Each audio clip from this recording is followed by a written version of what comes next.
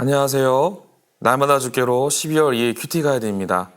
오늘 함께 보실 말씀은 디모데후서 2장 20절에서 26절의 말씀입니다. 순결함이라는 단어가 있습니다. 쉽게 사용하지 않는 단어인데요. 오늘 본문에 많고 다양한 사람들 속에서 하나님께서 쓰시는 깨끗하고 순결한 사람이 누구인지를 말씀해 주고 있습니다.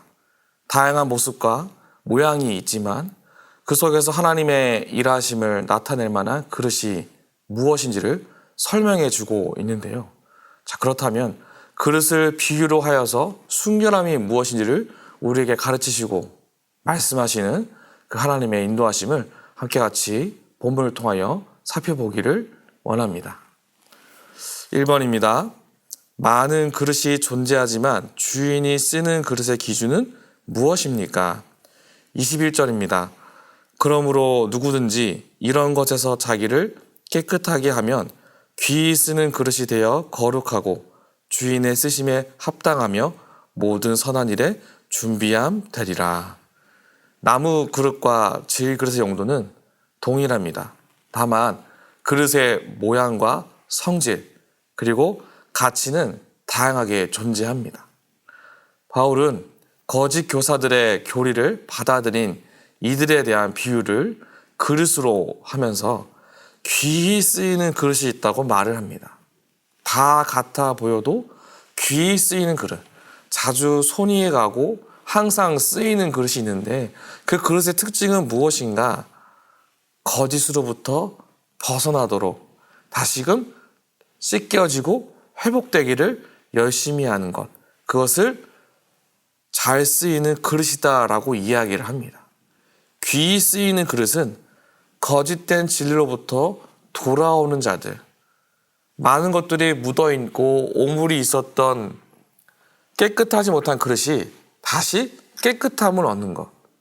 누구든지 자기를 깨끗하게 하면 하나님으로부터 더 나은 삶을 살아갈 수 있고 주께서 내게 주실 만한 은혜를 깨달을 수 있는데 그러기 위한 그릇이 있다라는 것이죠. 다 같은 것이 아니다라는 겁니다. 거짓된 교리에서 헤매일지라도 다시 참된 진리로 돌아서면 그렇게 돌아오기를 열심을 다했을 때에 거룩하게 될 가능성이 있음을 이 그릇의 비유로 설명하고 있다라는 것이죠. 2번입니다. 청년의 정욕을 피하고 어떤 이들과 의와 믿음과 사랑과 화평을 따라야 합니까? 22절에 또한 저는 청년의 정욕을 피하고 주를 깨끗한 마음으로 부르는 자들과 함께 의와 믿음과 사랑과 화평을 따르라. 성적인 유혹이 청년의 때에 아주 많이 찾아오는데요. 여러 가지 정욕의 모습의 한 영역에 불과합니다. 그 영역에서 벗어나기 위해서 대안을 세워야 하는데 그 대안의 시작은 믿음, 사랑, 화평의 모양을 갖춤으로써 벗어나야 한다라는 것을 말하고 있는 것이죠. 자연스럽게 그냥 가만히 있으면 해결되는 것, 시간이 지나면 해결되는 것이 아닙니다. 자동으로 나오는 것이 결코 아니라는 것이죠. 내게 주어진 믿음에 대해서 하나님이 내게 말씀하신 깊은 사랑에 대해서 내 마음을 지키고 이 대안으로 철저히 움직이고 온전한 모습을 세우기 위해 최선을 다하는 것. 그 정욕의 모양으로부터 벗어나기를 열심을 다해야 한다라고 성경은 우리에게 이야기하고 있습니다. 3번입니다. 주의 종의 모습은 어떤 모습입니까? 24절입니다.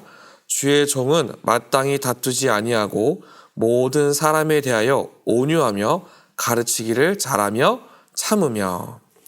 하나님의 온유하심과 인내를 드러내기 위해 가르치기를 잘한다는 것, 온전한 성품을 갖추어야 할 것을 분명하게 설명을 합니다. 잘못된 방식이 아닌 올바른 것으로 세워가는 것이 중요하다라는 것이죠. 우리에게 주어진 이 온유함을 지킬 수 있는 능력을 기르는 것, 하나님이 내게 주신 성품과 나의 기질을 주의 말씀에 빗대어서 올바른 곳으로 향하게 만드는 것. 그것이 저와 여러분의 진짜 모습이라는 것이죠. 그렇게 따라가야 된다라는 거예요. 주의 종으로서 이 땅에서 성도로서의 삶을 사는 우리 모두에겐 이와 같은 최소한의 모습을 가져야 한다고 성경은 우리에게 말하고 있다라는 겁니다. 가치 있는 모습을 소유하는 것. 그것이 하나님이 우리에게 요구하시는 모습임을 분명하게 설명하고 있습니다. 4번입니다. 본문과 이전 본문을 통해 깨끗한 사람은 어떤 사람인지 묵상해 봅시다. 성경에서 말하는 깨끗한 사람은 하나님께로부터 오는 모든 것에 집중하는 사람입니다. 더러운 곳에서부터 깨끗한 곳으로 돌아오기를 잘하고 열심히 하는 사람, 회개의 능력을 사모하고 주어진 사실에 대해서 하나님이 주신 능력으로 회개하는 것, 주어진 말씀을 온전히 증거하기 위해서 내 안에 인간적인 연약한 모습이 있다면 그것마저도 주님 앞에 내어드리는 것, 하나님의 이름으로 나의 온유함을 지키는 것, 그것이 우리 인생 가운데 필요한 모양임을 분명하게 보여주고 있습니다. 귀 쓰이는 그릇은요, 그 모양이 깨끗하기 때문에 손이 가는 것이고 채택이 되는 겁니다. 우리의 모양이 날마다 깨끗해지기를 사모하며 주의 일에 온전한 모습으로 나아가는 우리 모두가 되시기를 주님의 이름으로 축복합니다. 5번입니다. 대부분의 사람들은 전도에 있어서 현재 보이는 숫자에 집착하는 경향이 있습니다. 하지만 본문에서는 거역하는 사람에게도 온유함으로 말씀을 가르쳐야 함을 말하고 있습니다. 오늘 내가 말씀으로 가르쳐야 하는 사람 혹은 전도해야 할 사람들을 떠올리고 그들을 어떻게 전도할지 생각해 봅시다. 온유한 성품으로 이들의 슬픔과 애통함과 무지함을 받아낼 수 있는 귀 쓰이는 그릇의 역할을 감당하는 것, 그것이 우리의 모습인 줄로 믿습니다.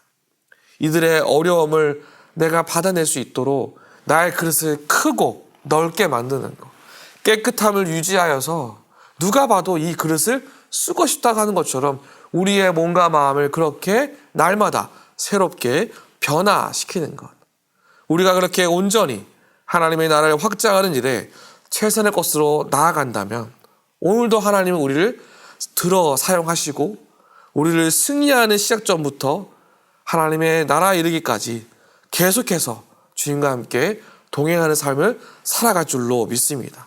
그렇게 날마다 이 아침부터 시작하여 주님 오시는 그날까지 귀 쓰이는 그릇으로 이 땅 가운데 아름다운 모양으로 주님과 함께 승리하는 저와 여러분 모두가 되시기를 주님의 이름으로 축복합니다.